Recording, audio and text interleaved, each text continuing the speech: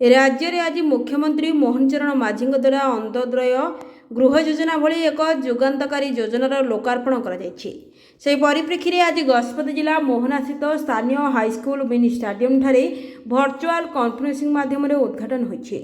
ए कार्यक्रम में ब्लॉक 1500 रु ऊर्ध्व महिला और पुरुष उपस्थित थे।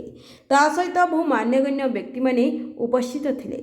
ए योजनार मुख्य उद्देश्य है यह किभली योग्य हिताधिकारी मानकु पक्का घर जोगाइबा।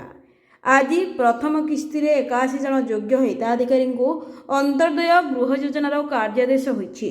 तेबे आगामी दिन में पंचायत राज विभाग और पानीय जल विभाग द्वारा दिया जाइथिबा गाइडलाइन अनुसार आगामी दिन में उपयुक्त हिताधिकारी चिन्हट करी एई योजना रे अंतर्भुक्त कराजिबो बोली मोहना गोष्ठी उन्नयन अधिकारी श्री राजीव दास सूचना प्रदान करिसेंती।